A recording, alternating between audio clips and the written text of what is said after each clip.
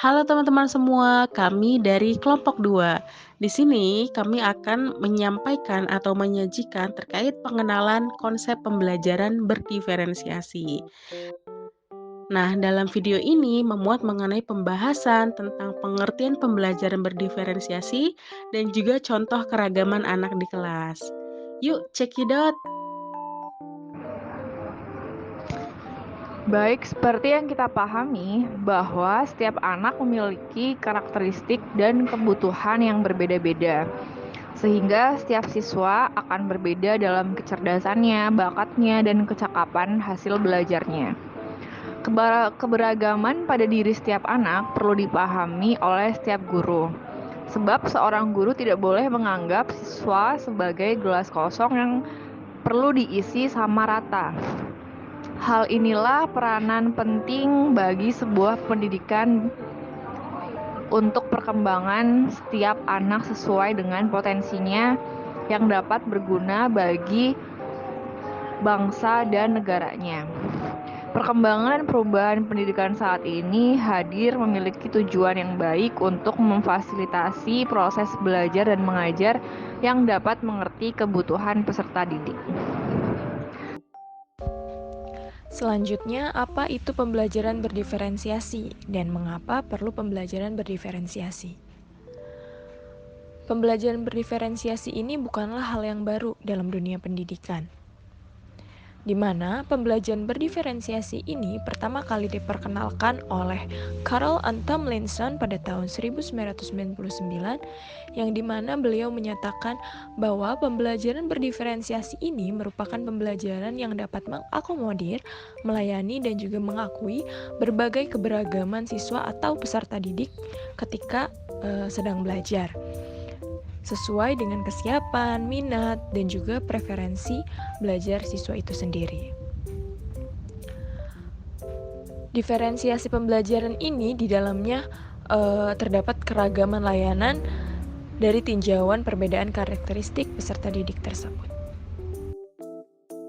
Selanjutnya, bahasan mengenai tujuan dan aspek dari pembelajaran berdiferensiasi.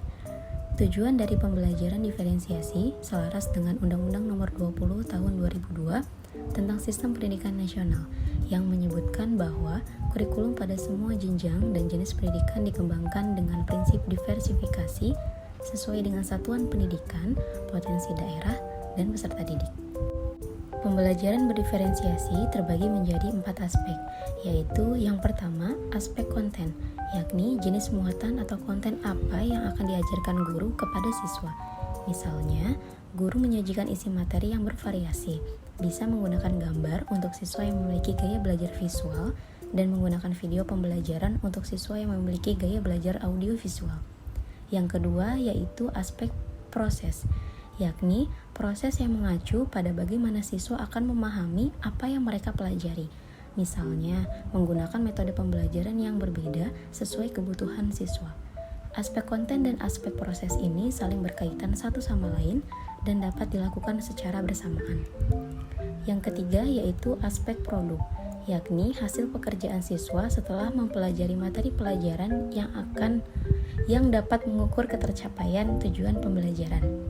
Misalnya, guru memberikan kesempatan kepada siswanya untuk mengumpulkan tugas dalam bentuk gambar, video, peta konsep, dan lainnya.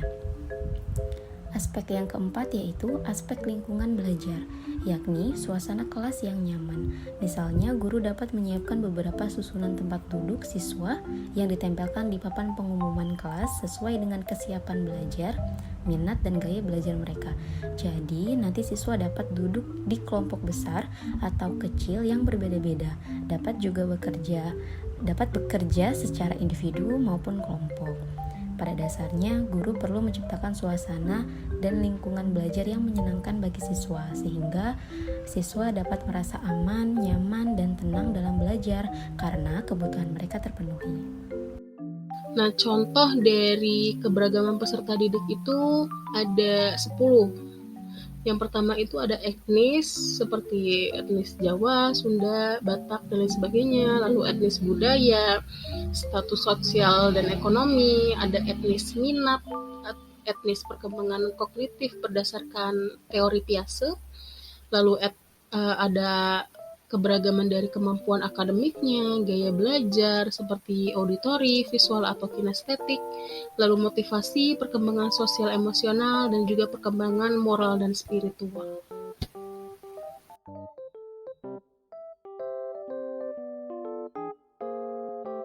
Cukup sekian pembahasan dari kelompok kami. Mohon maaf apabila ada kesalahan dan juga kekurangannya. Dan terima kasih telah menonton video kami.